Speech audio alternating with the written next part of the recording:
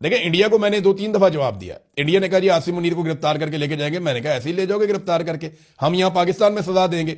हमारी अंदर बेशक लड़ाई चल रही है, हम आसिम मुनीर साहब को यहां पे अकाउंटेबल करेंगे, कानून के कटहरे के अंदर लेकर आएंगे। ये चीजें पाकिस्तान के अंदर होनी चाहिए। जिसने जो जुल्म किया उसको जवाब देना चाहिए, सारे डिक्टेटर्स को कटहरे के अंदर लेकर आना चाहिए। लेकिन भारत को यह इजाजत नहीं है कि वो यहां से आकर आर्मी चीफ को उठाए और उठाकर लेकर चला जाए।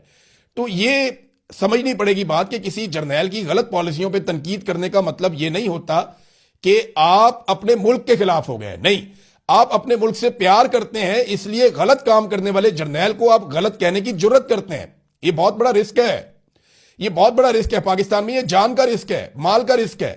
पाकिस्तान में आपकी जिंदगी तबाह हो सकती है इससे। इतना बड़ा रिस्क जो लोग लेते हैं उनको तो सैल्यूट करना चाहिए कि वो पाकिस्तान जैसे मुल्क के अंदर या पाकिस्तान जैसे मुल्क के शहरी होते हुए वो पाकिस्तानी जर्नैल के ऊपर तनकीद कर रहे हैं कि आपकी पॉलिसी से मेरे मुल्क को नुकसान पहुंच रहा है।